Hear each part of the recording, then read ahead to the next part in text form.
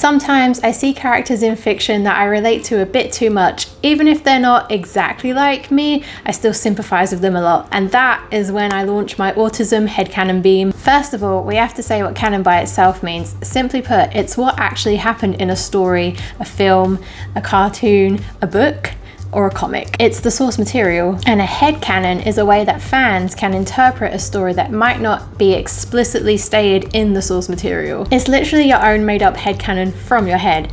For example, it can be something as simple as, I headcanon that Raven from Teen Titans finds donuts disgusting. The creators of said thing might not have intended the character to be seen this way or interpreted this way, but it's really just for fun for fans, and also that's how fanfiction is born. So, as an autistic person myself, headcanoning characters as being autistic like me is comforting, especially so when canon autistic characters are somewhat of a rarity, and the times there are canon ones, they can be offensively written, especially when they're written as inspiration porn or as a burden to others. Another unfortunate trope that seems to be more common in live action shows is autistic men being written as inherently bigoted, like their autism causes them to be bigoted towards people. It's very strange. Like, of course, us autistic people can be bigoted or display prejudice, but it's just the way they frame it in these shows where like it's something inherent to their autism is the reason why they act like this, which is kind of icky. Other times a genuine effort was made, but it's a bit clunky. Then again, no single character can represent the entire autism spectrum, and there's a lot of your mileage may vary on what's good or not since we're all so different. And I'm certainly not the authority on what's good autism representation or not, especially for canon autistic characters with high support needs, because I don't have that lived experience. I was a late diagnosed person and I have lower support needs. But bearing all this in mind, there is good reason for us autistic people to headcanon characters as autistic instead. Watching shows, I usually find that characters that weren't consciously written as autistic but come across as very autistic coded usually end up being my favorites more often than the actual canon ones and are more personally relatable for me. So for this video, I'm going to say a selection of autism headcanons that I have for Western animation. I plan on making videos later with headcanons for live action and anime. You don't have to agree with me. I'm not telling you to headcanon these characters that way yourself if you don't want to. You can interpret them any way you want. That's the beauty of them being fictional. They're not actually real. None of us are more right or wrong than the other with our headcanons. And again, I must stress, this is going to be heavily biased towards characters that I find very personally relatable.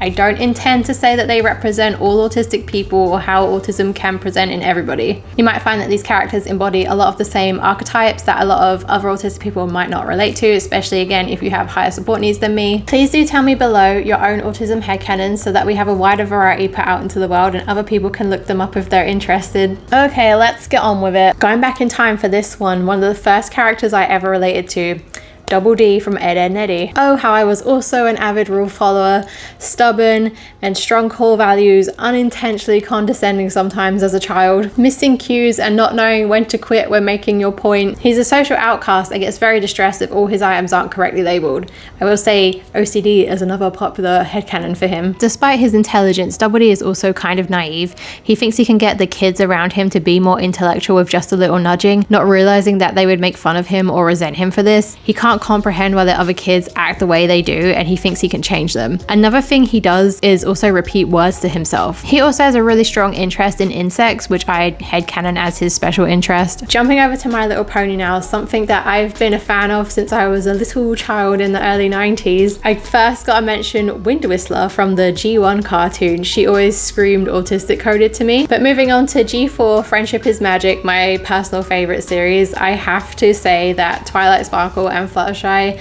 I relate to them so much. They are like me split into two different characters, so of course I headcanon them both as autistic. Twilight is socially awkward, gets totally absorbed in books, especially in those about magic since it's her special interest, and she infodumps a lot. She can also be very rigid, and things being unpredictable or outside of her total control can send her into actual anxiety attacks.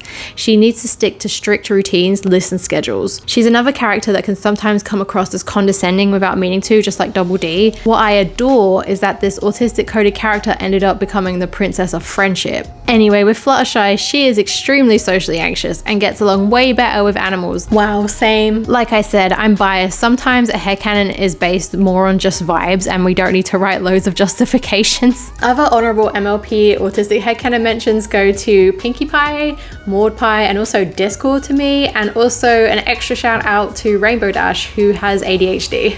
Steven Universe. This is a really popular, well-known headcanon, Peridot from Steven Universe. She has a tendency to miss social cues and takes things literally. When she was first told to say "wow, thanks" by Steven, she literally says the whole phrase "wow, thanks" from then onwards whenever she is given something. Peridot also uses a tape recorder and later on a tablet to help her talk and sort through her emotions that she struggles to express with people one-on-one. What I really love about Peridot is that she's so unashamedly herself. She's like me without the debilitating anxiety. Her special interest is in Camp Pining Hearts, which she info dumps non-stop about. I love that she flourished on Earth after unlearning some harmful stuff from Homeworld and was free to be cringe, aka earnest and sincere about her passions. There's more to the autistic Peridot headcanon than my brief summary here that several other people on YouTube have gone over before, so look them up if you're interested. Gotta also mention Pell. She was actually the very first character on the show that I even related to.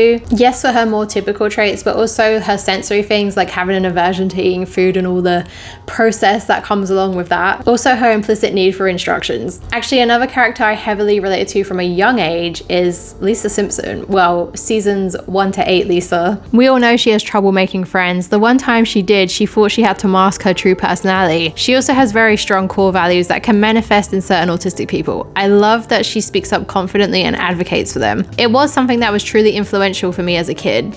I was regarded as the Lisa of my family. However, she also has a habit of missing social cues and struggles to know when her input is warranted. She can come across as condescending and stubborn, sometimes naive. I do like to think that some of this will change with age though, as she is still only 8 years old in the show. Music is her solace. She has special interest in jazz and ponies. Lisa feels very misunderstood by her peers and family and clings to her intelligence and school performance as a source of self-esteem. Side note, I find this interesting because this is a trap that some gifted autistic children like Lisa can fall into. It leads to them making the mistake of looking down on other autistic people who don't perform well academically or have higher needs, and they end up trying to distance themselves from them. Honorable other Simpson autistic headcanons from me are Marge and Principal Skinner.